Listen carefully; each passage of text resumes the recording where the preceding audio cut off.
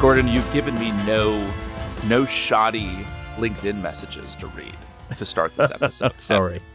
But LinkedIn is really the answer to this question of how in the world would China's intelligence services find and eventually recruit a former CIA officer? And the answer is going to involve, again, LinkedIn. And last time in our sort of first episode on how China spies, we talked about LinkedIn, read that very memorable piece of prose from Shirley Shen, a global headhunter who was reaching out to all manner of people across the UK. And we talked a lot about how LinkedIn is used to approach people who were working in and sort of around the UK Parliament. LinkedIn was being used by Chinese intelligence officers. It's kind of this digital platform that allows you to start a relationship with someone and then follow that through to a more traditional in-person recruitment. And so today we are going to, I guess, walk through a kind of case study of how a spy service can use an online platform to find someone, begin a relationship with them, and then convert, I think, that relationship into a more traditional, sort of human intelligence operation. Yeah, that's right. So last time we looked mainly at parliaments, but we did leave our listeners with a cliffhanger of, in 2017, Kevin Mallory in Virginia getting a message from a Chinese headhunter, not that dissimilar from the ones that those people in the UK Parliament got. Let's dive a bit deeper into what happened, because Kevin Mallory, just to explain who he was, he graduated from Brigham Young University in 1981 with a BA in political science. Institution affiliated with the Church of Latter-day Saints, the Mormon Church. The Mormons. For the Mormons, that's right. And there's a lot of Mormons who end up working at the CIA, Gordon. Interesting, I didn't know that. Yeah. Initially, after graduation, Mallory's going to work as an active duty military officer until 1986. Then he joins the State Department's Diplomatic Security Service as a special agent for 3 years, 1987 to 90. Then he joins the CIA, and he's going to work as a case officer. And he becomes a China specialist, learns to speak fluent Mandarin. He's stationed in China, Taiwan, and also does a posting in Iraq. Then in the early 2000s, he shifts across to the Defense Intelligence Agency. I don't know, how often is that the case? I mean, that seems, I'd have thought you see it as a demotion, David, to go from CIA to DIA. I don't know if that's true, though.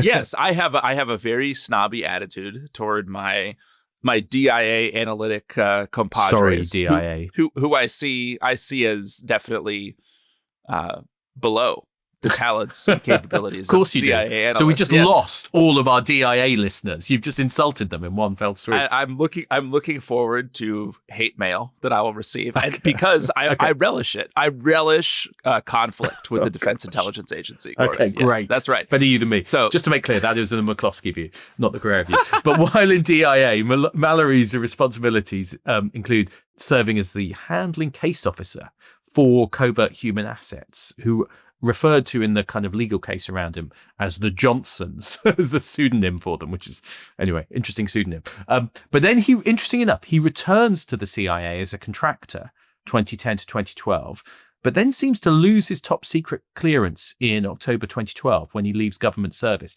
Some reports that, for improperly disclosing classified information, a bit murky, but he's on his own, and he sets up his own consulting firm called Global X LLC.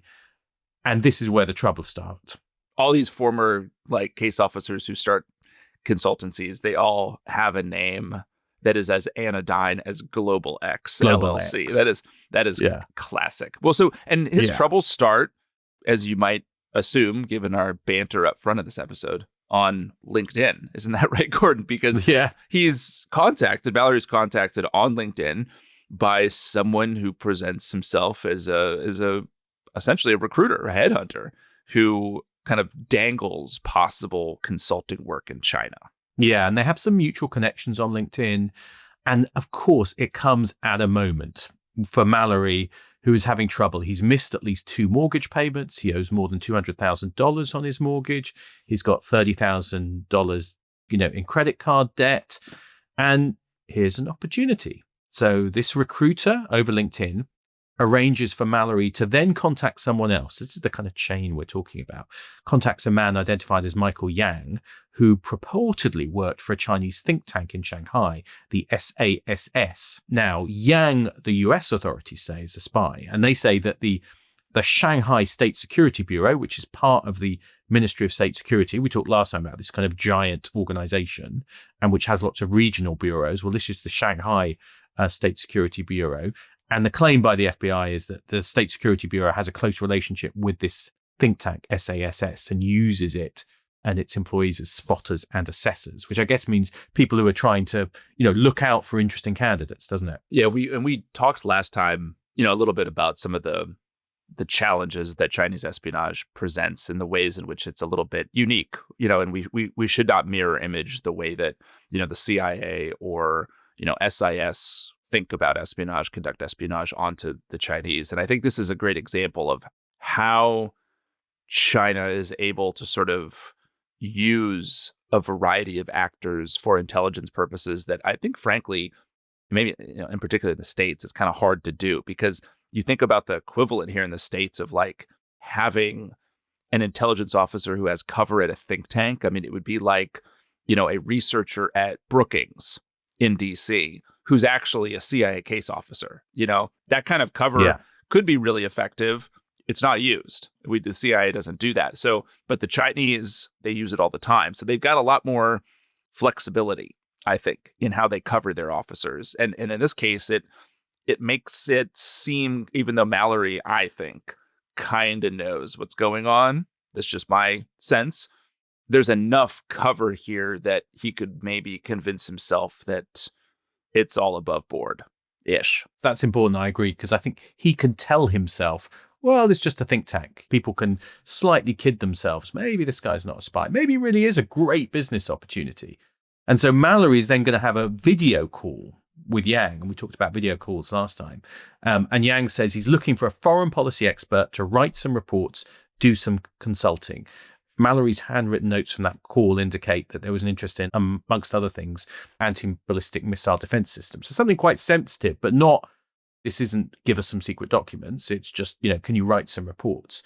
But then crucially, March 2017, Mallory travels over to China to meet Yang in person. And this, again, is something we talked about last time, isn't it? You start with LinkedIn, then you have a video call, and then they say, come to China to talk to us. They want to do the actual recruiting in person still. They don't think they can run it all online. So it's this kind of blended digital and human operation. Then it's interesting, in advance of the trip, though, Mallory asks Yang to provide him with a cell phone when he arrives, specifying that Yang should put it in an envelope, initial around the seals, tape over the initials, and put that envelope in another envelope to make sure it's not been tampered with.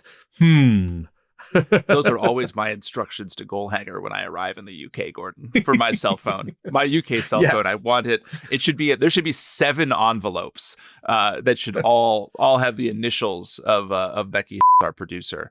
I shouldn't have said your last name, Becky. We probably have to edit that out. You'll have to bleep that out. But in case she gets contacted by Chinese intelligence. Yeah, exactly. And also, the day before Mallory leaves for China, he goes to a FedEx store in Washington, D.C., purchases an SD memory card and scans some documents on it, 9 pages. So he goes to Shanghai. Soon after, Mallory sends Yang an email with some documents, 9 pages of documents. He says they're examples, but they're not classified documents, we should say. They include like military intelligence acronyms. There's a document with the CIA seal on it, the logo, but these are not classified documents yet. The document that's got the CIA seal on it described analytic tradecraft standards, apparently, which I think that stuff, that's like, the nuclear codes. If the Chinese get to the bottom of our analytic tradecraft standards, we're doomed. But I guess it's an effort to demonstrate show value. Exactly. So he meets on this trip to Shanghai for several hours with Yang and a man who's introduced as Yang's supervisor, Mr. Ding. But Mallory then comes back home, goes back to China again the next month, April 2017, to meet with Yang. And on this trip, Yang gives Mallory, and this is going to be important, a Samsung Galaxy Note 4 smartphone, which had been customized. so that Mallory could send encrypted communications to a corresponding phone kept by Yang, and he's taught how to use it. I mean, now it's pretty obvious we're into the spy world, isn't it? There's no point hiding it when you're given a covert communications device. What do you call it? Covcom. Then you know you're in the spy game, basically.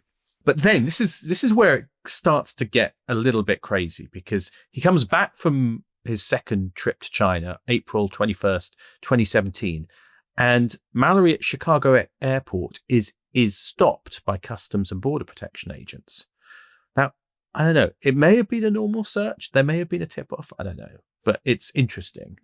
Mallory says he's returning from business and a vacation, kind of combined trip to Shanghai. He said he met someone who he knew through his church, and that he was doing some consulting with this person on anti-bullying family safety development. That is an obscure piece of obscure alibi. It is maybe too specific. Yeah, it's a little weird, isn't it? It is very weird. And he also says that this phone he's been given, this Samsung phone, is actually a new phone he purchased for his wife as a gift. But crucially, he's checked no. So in these, I hated these customs declaration forms. They always scared me because there's so many kind of things you had to tick. Like, when you go into the US, it's always like, are you carrying, X amount of cash? Have you ever committed terrorism? Are you involved in, genocide? It was like a kind of weird checklist. You always think, if I check, are you carrying a bag of soil from where you came from? Things like that. It's kind of weird. Animals, bringing animals and food back. Yeah, they don't have those anymore. No. They've changed it, haven't they, in recent years? But he ticks no whether he's carrying over $10,000 in cash. But they find $16,500 in cash in his 2 carry-on bags. And the customs agents later say Mallory looks really kind of agitated or aggravated during this. But then he's actually looks incredibly relieved when he's told that he's going to be able to get away with it, but just has to pay some duty, I think, on the items he'd purchased in China, I guess, like the phone and stuff like that. So this is a kind of interesting incident, and we'll come back to it, because then a few days after his return, he visits a FedEx store close to his home in Virginia, pays to have a FedEx clerk scan some more documents, 47 pages of documents, onto an SD memory card, and then shred the documents. Again, slightly suspicious. And then starting in May, he's going to use this covert communications device, this Samsung smartphone, to transmit to Yang some of the 9 documents that he'd scanned at the FedEx store. And they're described, they've got different names, handwritten kind of title of contents, claiming that there were kind of science and technology targeting opportunities, particularly targeting in China. And there's a typed page entitled White Paper, which supposedly contained classified information, and 2 pages of handwritten notes from a yellow pad. And supposedly this was a proposed defense intelligence operation, DIA operation, involving these agents, the Johnsons, including information about that intelligence relationship. And it was all kind of notes from a PowerPoint that Mallory had used during a presentation to DIA supervisors back in his time at the DIA to do some kind of, we obviously don't know the details for obvious reasons, but some kind of unique sensitive targeting in China that he was privy to from his time as DIA. And that's what he's kind of apparently now sending over. And so is he writing up his recollections of this for the handling officer, or does he actually have documents that he's taken out with him and is now passing to the Chinese? I think in some cases it looks like it was his notes of sensitive PowerPoints and documentation. So it is secret material or top secret material, but not necessarily top secret documents. The documents seem to be about capabilities of foreign intelligence services. And I mean, they were certainly, whatever he was sending contained information classified at top secret level. Whether it was original documents or not, that's a bit unclear. And the text messages indicate Yang acknowledges receiving some of the documents and then asks for more. Your object is to gain information. My object is to be paid for, Mallory tells Yang. And Yang, or whoever this kind of real contact is, says, my object is to make sure of your security, try and reimburse you. So you can see, what's going on here. Mallory's also going to kind of place more classified material he'd obtained on another SD card, wraps it in tinfoil, stashes it in his bedroom closet. But I think this is where it's interesting, because this is where it starts to go, because he does seem to suddenly panic about what he's doing. He seems to kind of freak out, and possibly because of that customs stop. I kind of wonder it may have been just a genuine custom stop. You wonder if it was a kind of tip-off custom stop. You also wonder if he overinterprets the customs stop and thinks they're onto me. I'm in trouble now. I'm doomed. What am I doing?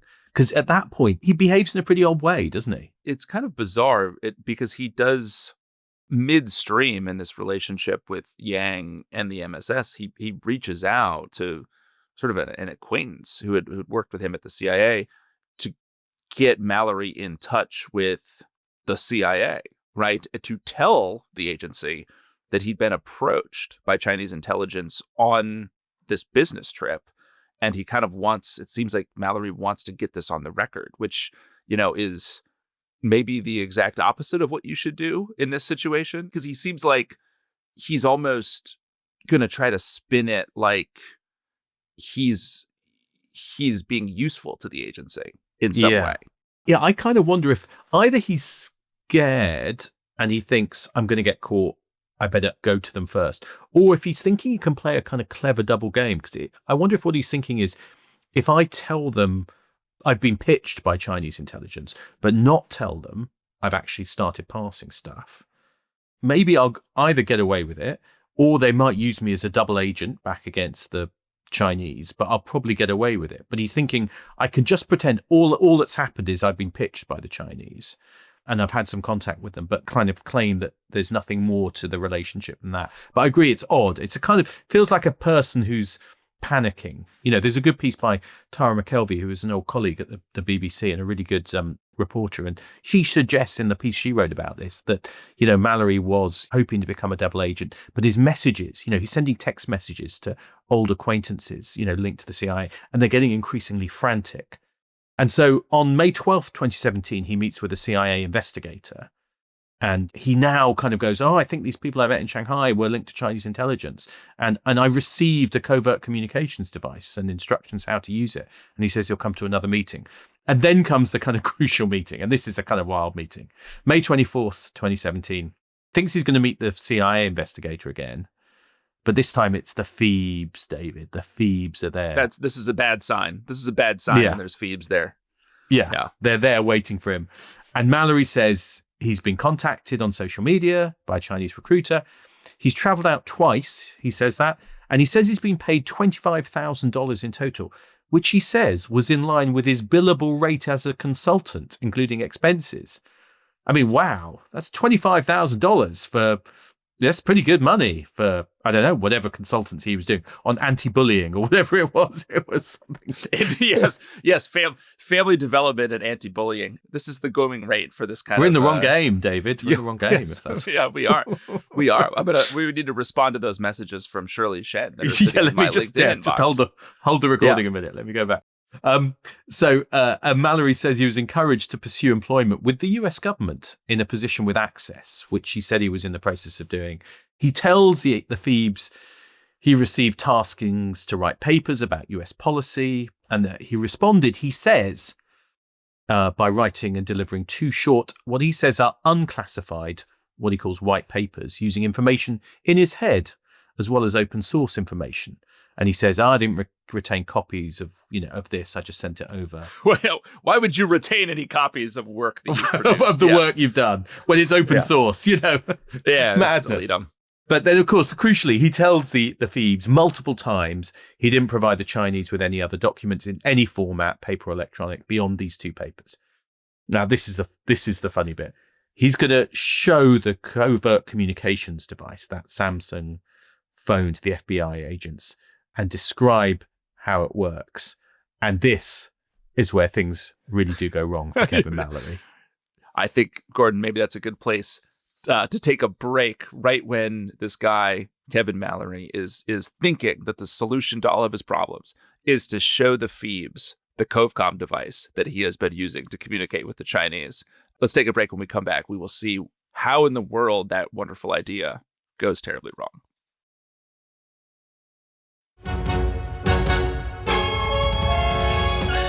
Well, welcome back.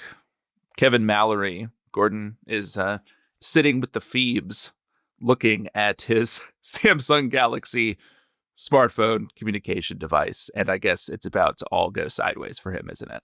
Yeah, so poor Kevin Mallory. I am almost feeling sorry for him for this moment. He sat with the Phoebes and he's saying, here's this covert communications device that my Chinese handlers gave to me. I've never used it, he says. I've never used it to send classified documents to Yang, my handler. I'd only ever sent a test message. And I'm pretty sure that, the device is designed to delete all the previous history. So he voluntarily agrees to show the agents how to shift on the phone from the normal message mode to a kind of clandestine, secure messaging mode on the phone. And then he appears very visibly surprised, according to people who were there, when the whole chat history with Yang turns up, including what he thought were the secure messages that he'd exchanged, and which he's just claimed he never had because he only sent a test message. And he's showing them how to use it. And then suddenly the whole messaging history, pops up, including references to foreign intelligence services and to documents. And he just goes silent for a few moments. I mean, how bad is that? And it looks like the software had a glitch possibly and just revealed the messages by mistake. I mean, how bad is that? It's comedically bad, almost. I mean, I really think that he almost had, it was like his conscience was overactive in a way, and he felt like he needed to come clean in some way, shape, or form. And now he's attempted to kind of come clean, and then the phone wrecks him, Gordon. I mean, yeah. It's remarkable. He's come cleaner than he wanted to. He wanted to come semi-clean. Now he's been cleaned out by the phone. He's been cleaned out. That's right. Because the messages say things like, I can also come in the middle of June. I can bring the remainder of the documents I have at that time. It's fairly incriminating. Yeah. Yeah. And he's kind of saying, well, this is just the 2 white papers I'd already told you about, open source stuff. The remainder of the documents, that's just me stringing the Chinese along. And according to one of the FBI agents who was present, it was a fairly significant moment. I like the understatement, as we realized there was something very different going on here than we first thought. I mean, it does sound like the Phoebes maybe didn't realize until he did that he had actually been passing the documents. They really thought he was just owning up. And suddenly they're like, oh, this is a very different case. So it's bad. And then he's going to kind of give them the phone and allow them to make a copy of the phone, which is going to allow them to find even more messaging history in it, in which he's talking about the documents he's sent, which is, even more incriminating because there's more details about messages about money going into accounts, funds being broken into 4 equal payments over 4 consecutive days. When you get the okay to place the payment, and I'll send more docs. In the future, I will destroy all electronic records after you confirm receipt. I've already destroyed the paper records. I cannot keep these around. Too dangerous. Yeah, it's bad. I mean, that's really bad. That's really incriminating. Yeah. Yeah. And I guess when the Phoebes actually look at the phone, they see that there's a handwritten index, which has sort of a description of a number of different documents.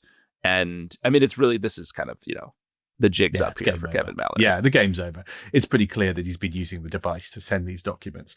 So then June 22nd, 2017, the FBI arrest him at the house. Interesting enough, there's a red banner covered in Chinese calligraphy that hung outside the front door. His poor teenage son is at home. And the FBI, I mean, when they do this, they go in, hard, don't they? Because there are guns, helicopters, black vans. It's the full FBI works, basically, that it's used. I think they just enjoy doing it. That's my theory. Do you think they particularly enjoy doing it to a CIA officer or a former CIA officer? I bet you 100%. They kind of 100%. Yeah, this is fun. This is like an FBI carnival right here. Everyone's going like, let me do the raid. Yeah. It also, this one of the pieces of this story that is also just, it's like, what was Mallory thinking? Is he's doing a lot of the document scanning and destruction in full view of cameras inside the FedEx store in Leesburg, right? It's just he's on camera doing this stuff, which enables the FBI to then use that as evidence at the trial. Yeah, that's right. Because they've got him scanning classified material onto the SD card, and as we said, kind of getting the stuff shredded at the store, all on camera. And then they're going to find the concealed SD card, the one he'd said to hide during a search of his home. And so in the trial, they're going to be able to show all this evidence, including a recording from after he's arrested, a couple of days after, where he can be heard on a call from the jail asking his family to search for the hidden SD card. I mean, amateur hour. I mean, it's pretty bad, isn't it? Anyway, it's no comment on the quality of people employed by the CIA in the 1990s, but it's kind of... It sounds, the way you just said that, Gordon, makes it sound like it's a comment on the quality of the people before employed all by our the CIA listeners come after me, I don't mean that, but I think he was the rotten apple.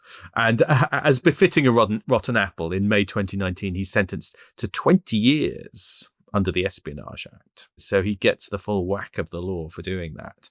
And it all started, with a LinkedIn message. And I guess he's not the only one, is he? I mean, we shouldn't pretend that he's the only case. There's plenty of others. No, and I think we will down the line want to do a few more series on kind of industrial and commercial espionage too. I mean, in this case, this is more of a straight up just you're recruiting a former CIA officer who's got political national security information that you might want. But in so many other cases, the targets are very different. You're right. I mean, it is interesting because the way in both the Parliament alert and the Mallory case, it starts off with this offer of kind of consultancy and writing reports.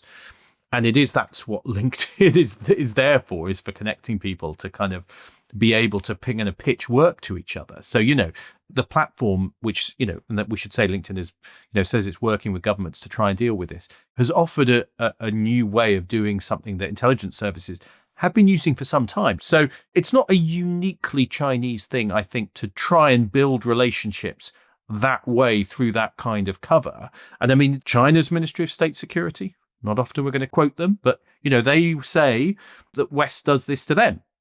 So January 2024, the MSS posted on WeChat, which is the Chinese messaging kind of service, alleging that MI6 had established contact in 2015 with a foreigner in charge of an unnamed overseas consultancy. And they recruited this guy, from a third country, without being clear, and then used this person in China to kind of gather intelligence and to recruit more people and train them. And so the MSS was basically making the point, hey, everyone does this. So there is a sense in which using this process is something that intelligence agencies do, the kind of consultancy as cover to try and lure people into a relationship which then builds.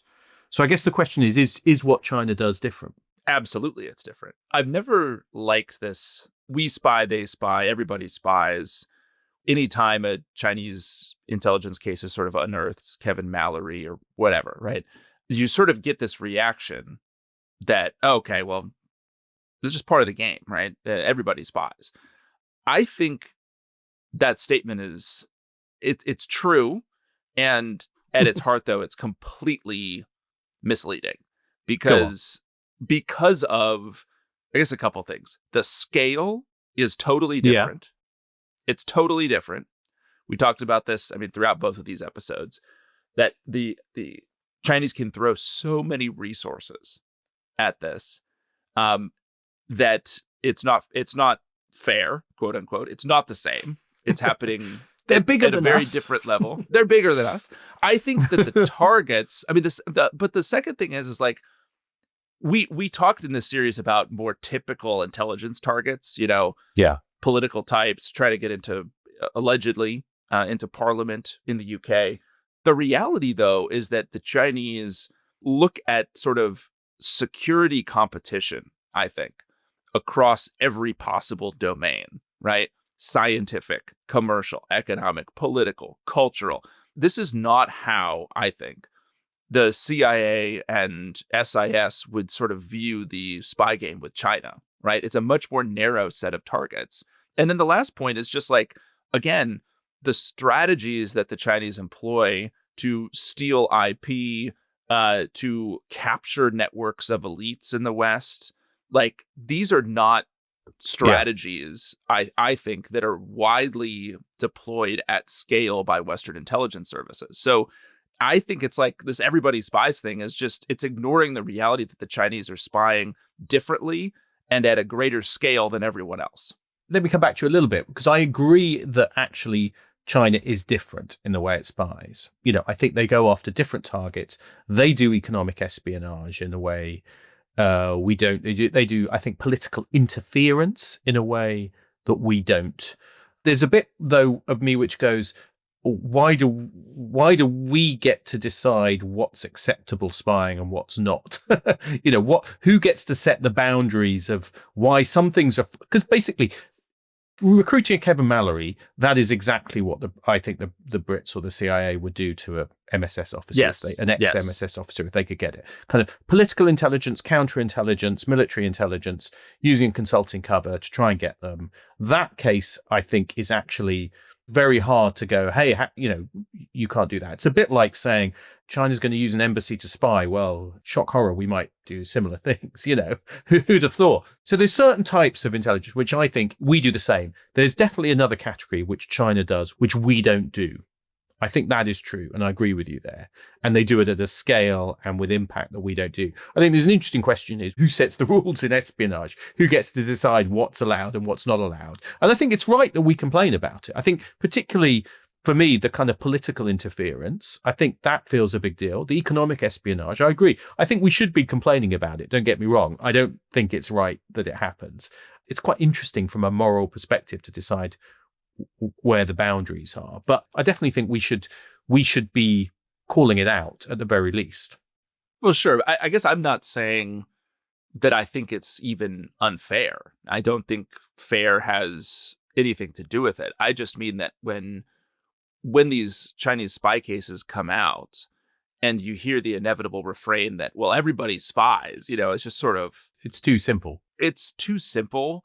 And it's analytically misleading about the nature of the problem. That's my concern. So it's missing the differences, the scale point. It's missing the differences, and it makes it harder for us to then deal with the problem, because we just say, it's just everybody spies, and it's assuming the game is the same when in fact there are threat vectors that the Chinese intelligence services use to gain access to the information, the resources, and the people in our societies. And we're not defending ourselves properly against them if we don't analytically look at it in sort of a clear-headed way. That's my point. No, and I agree with you very much that we need to be clear-headed about it, and we need to be able, and this goes back to some of the discussion we had earlier, to call it out and to be open about it and to say, this is what they do, this to our, whether it's parliament or businesses,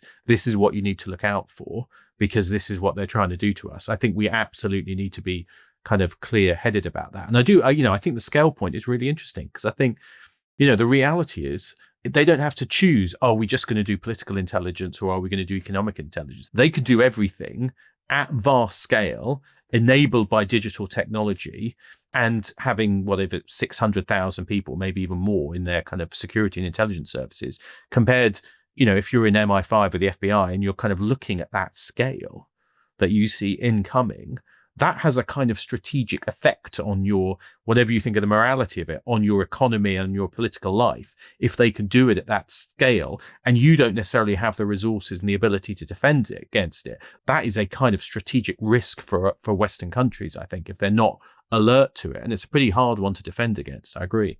I'm glad you said that, Gordon, because I was nervous that you were drifting into your classic sort of your chummy approach of sort of anti-Western actors, like you did in our Snowden series, where you sort of, I can't believe Gordon, the swan song of this, this sort of anti-Western axis is it's appealing to Gordon Carrera. I think it's possible to care about civil liberties, David, and human rights, and be critical of Chinese espionage and Russian espionage. That's all. It's not either or. That's what I would say.